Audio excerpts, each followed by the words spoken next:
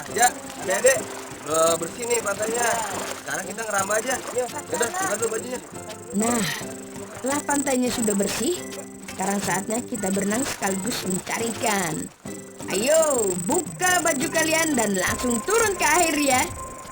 Hore, Kak Denny dan teman-temannya sudah turun ke laut nih untuk melihat-lihat ikan sekalian berenang.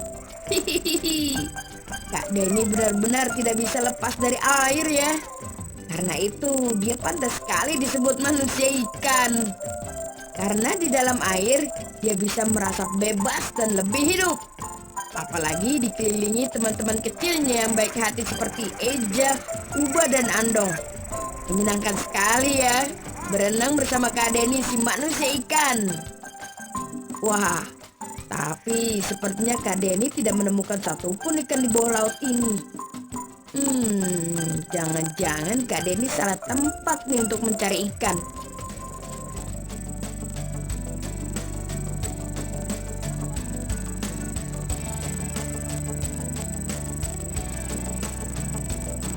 Wah, Ja, nggak ada ikan nih kita nih.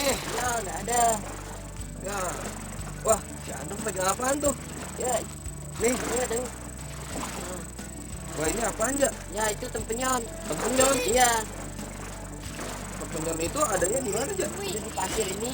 Pasir, Iya. caranya gimana? Kita ngangkat. Dikorek-korek. Iya, dikorek-korek. Oh gitu, ada Iya. di balik-balik pasir gini? Iya. Nah, udahlah, daripada kita nggak dapat apa-apa, ikan juga nggak dapat, kita cari tempat. Ya, sayang banget nih Kak Denny dan Eja nggak berhasil mendapatkan ikan.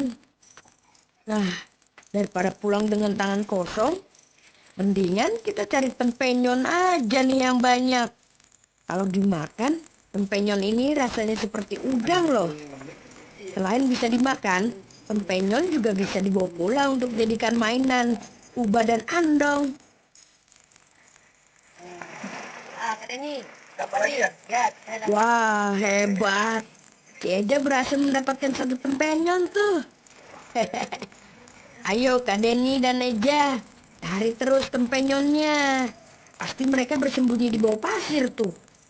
Ayo, gali terus pasirnya.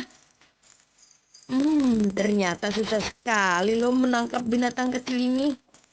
Sahabat ikan, tempenyon ini disebut juga sebagai undur-undur laut atau disebut juga puyuh oleh masyarakat Pelabuhan Ratu. Undur-undur laut termasuk ke dalam kelas krustasea yang secara umum berkerabat dengan udang, kepiting, lobster, dan tritip. Di beberapa daerah di Indonesia, masyarakat menyebutnya sebagai ketam pasir atau ketam laut. Hewan ini mempunyai struktur tubuh yang sangat khas. Secara umum, hewan ini dilengkapi dengan karapaks dan dua antena seperti sisir yang berbentuk huruf V. Kedua antena ini digunakan untuk menangkap makanan. Makanan undur-undur laut ini adalah plankton dan detritus yang terbawa ke dalam air. Undur-undur laut hidup di pasir terbuka, terutama di pantai berpasir hitam. Setelah asik berenang, bermain dan mencari tempenyon, Kak Denny dan teman-temannya mau kemana lagi ya? Ayo, kita ikuti mereka. Ini ikannya bentar lagi masak. Iya, bentar lagi akan masuk. Masak sebentar lagi. Pak, Ya. lagi ngapain nih Pak? Ini lagi bakar ikan. Oh, lagi bakar ikan. Ya. Kemarin kita nginap satu malam di sini. Biasanya kita nangkap ikan pakai jaring. Kita punya jaring di sana dan itu kami punya kapal itu. Ya. Kita tunggu cuma matang sebentar lagi. Ikan belum matang ya? Ya. Ya ini kenapa Pak? Ini ikan pejakas namanya. Kulitnya tebal kayaknya tuh Pak. Ya, itu sebabnya dimasak agar kulitnya bisa terkelupas. Tapi di sini kan kita tidak punya garam ya. Jadi pas bakar Wah, sekalian ini, Kak Denny pasti lapar nih. Dia mau mencoba ikan yang dibakar para nelayan nih. mau coba rendam. Oh, supaya ikan ini enak dimakan, maka sebagai bumbunya kita tambahkan dari air laut agar ikannya tercampur dengan garam. Setelah itu langsung bakar lagi deh. Pasti rasanya enak tuh. Ini air laut ini sebagai pengganti garam. Ini udah matang satu. Ya, sudah matang. Nah, silakan coba dulu. Coba dicoba dulu. Ayo makan bareng yuk. Ayo ini. Matang. Meh, ini neke nih. Coba dulu. Dan Denny Kelihatannya lahap sekali makannya.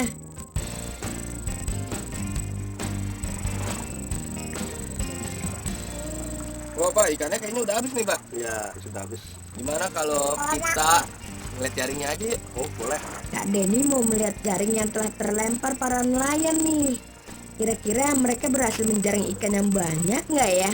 Kak Denny, Eja, Pak Erwin, dan dua nelayan lainnya menyelam bersama menuju tempat di mana jaring mereka berada.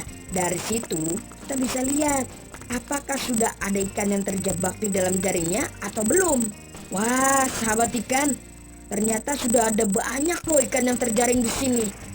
Lihat tuh, ikan-ikannya tidak bisa melepaskan diri dan tersangkut di jaring. Sebelumnya, para nelayan ini telah menempelkan umpan ke jaring supaya ikan-ikan mendekat. Nah, setelah mendekat, ikan-ikan itu mengira umpannya adalah makanan. Jadi, ikan itu langsung terjaring deh. Hebat sekali ya teknik mereka dalam menangkap ikan. Wah, lumayan nih. Para nelayan ini mendapatkan banyak ikan. Setelah ini, petualangan apa lagi ya yang akan ditemui oleh Kak Denny?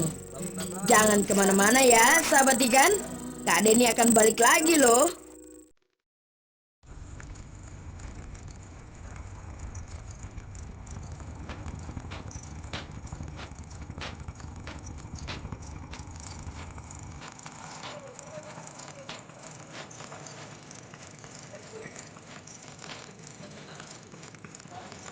Wah, para nelayan ini mengajak Kak Denny menangkap gurita loh. Ih, pasti seru nih.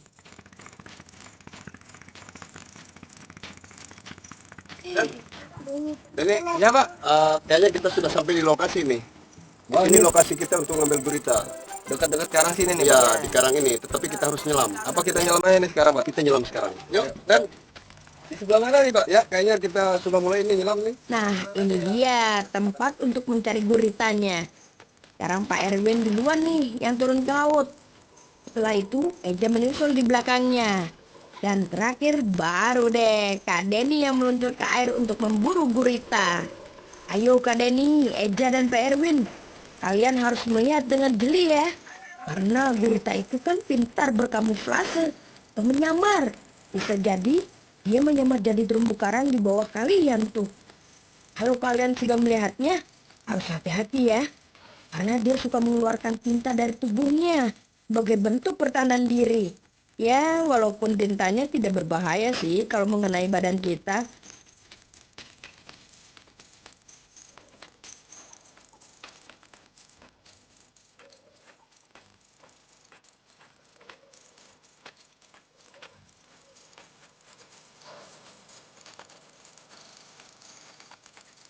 Hei, sepertinya Pak Erwin melihat sesuatu di bawah karang. Ayo, cepat tangkap.